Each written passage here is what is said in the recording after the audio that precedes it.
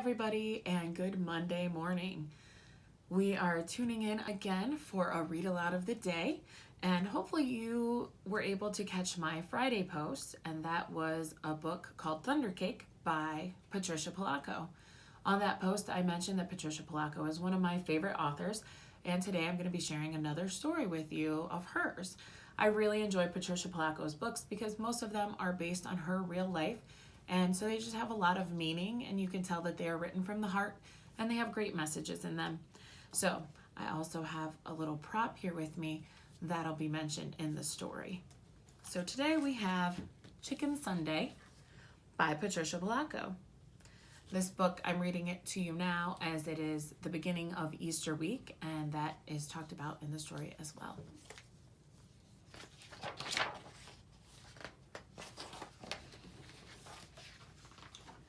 Stuart and Winston were my neighbors.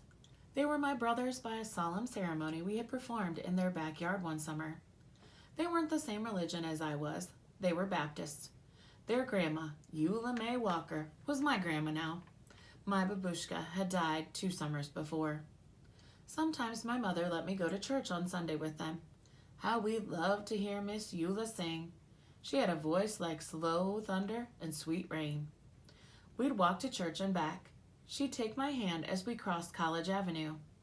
Even though we've been churching up like decent folks ought to, she'd say, I don't want you to step in front of one of those too fast cars.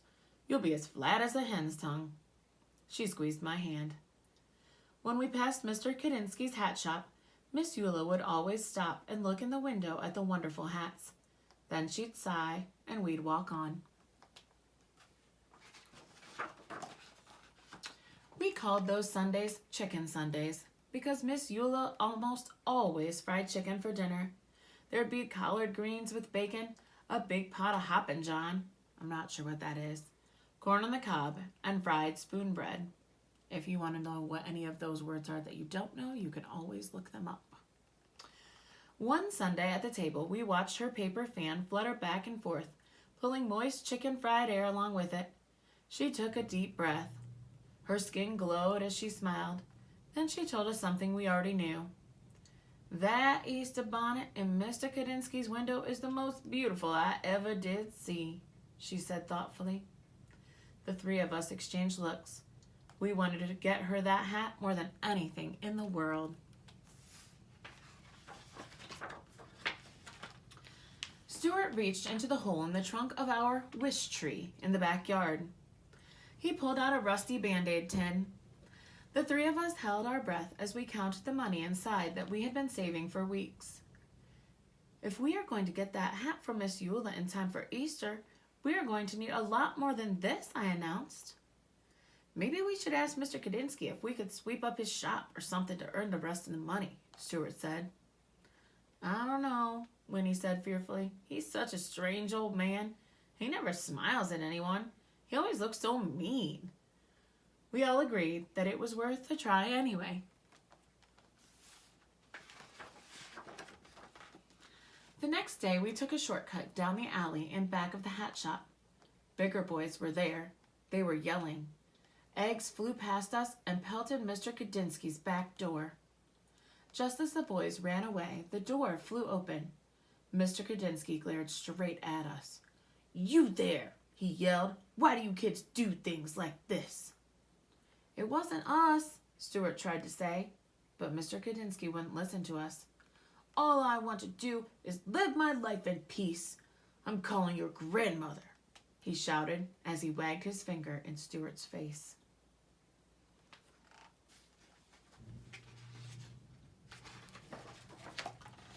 Miss Eula was waiting in her living room for us.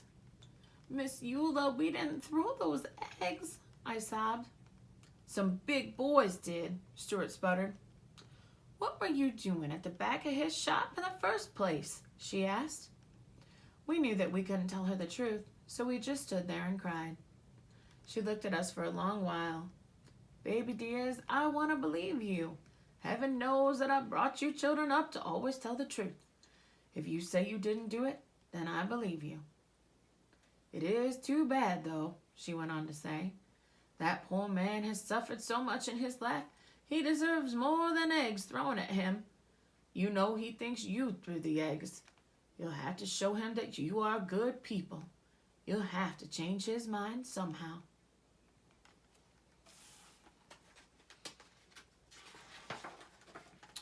In my kitchen the next day, we thought and thought. How can we win him over when he thinks that we threw those eggs? Stuart asked.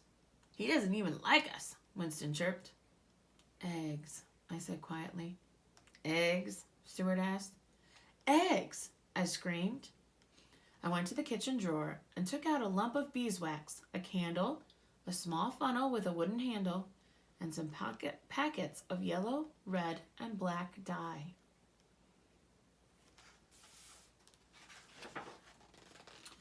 Mom helped me show the boys how to decorate eggs the way Bubby had taught us, the way they do it in the old country. We made designs on the eggshells with hot wax, then dyed them and finally melted the wax patterns off. We put the eggs in a basket, even though we were afraid, marched into Mr. Kadinsky's shop, and put them on the counter.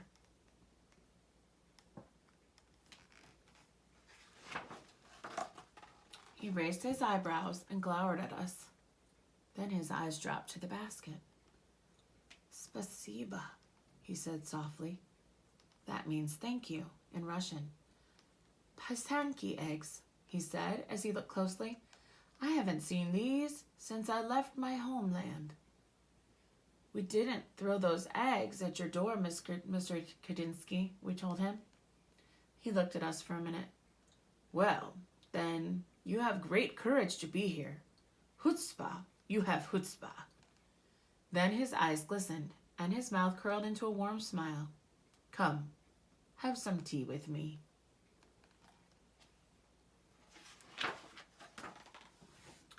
We spent the whole afternoon talking together, having poppy seed cake and strong tea. He told us about his life. We told him about ours. When we finally got the courage to ask about doing odd jobs to earn some extra money, he apologized and told us that there was no work. We didn't tell him what we wanted the money for. It didn't seem the right thing to do. Our hearts sank. I tell you this, he said thoughtfully. These eggs are as beautiful as my hats. Stuart, Winnie, and I looked at each other. It is almost Easter, he went on to say. I'm sure that people would love these eggs. Set up a table and sell them right there in my shop.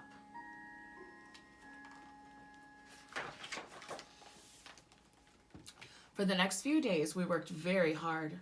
We made almost a dozen Pasanki eggs. When people came in, they picked them up and said things like, beautiful, splendid, intricate, glorious. We sold them all in one single day. That afternoon, when all the eggs were gone, we counted our money. We had more than enough for the hat. Just as we were about to tell Mr. Kadinsky that we wanted to buy the hat, he came out from the back room holding a beautiful hat box, gift-wrapped. Keep your money, children, he said softly. I have seen Miss Eula admire this. It is for her, isn't it? Tell her that I know you are very good children, such good children.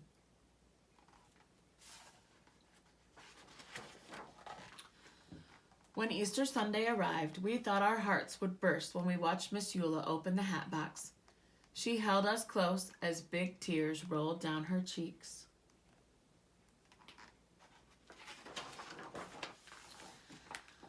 Our hearts sang along with the choir that Sunday. She looked so beautiful in that hat. When it was time for her solo, we knew that she was singing just for us. Her voice was like slow thunder and sweet rain.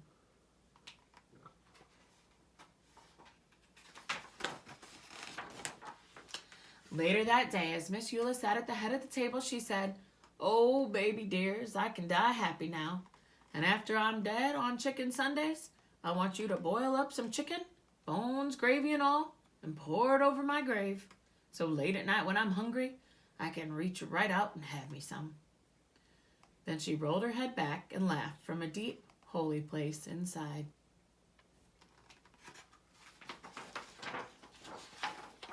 Winston, Stuart, and I are grown up now. Our old neighborhood has changed some.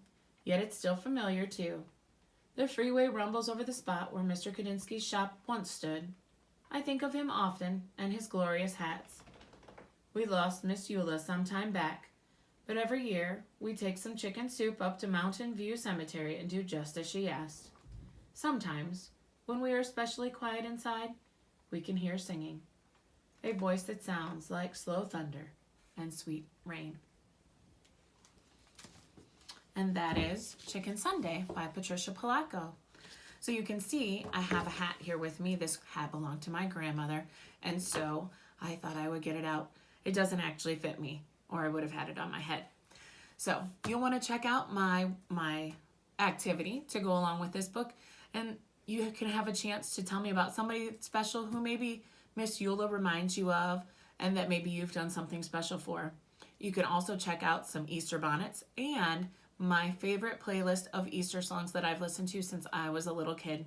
So I hope you have fun, and I hope to hear from you. Use your Google Docs or send me an email. Have a great day.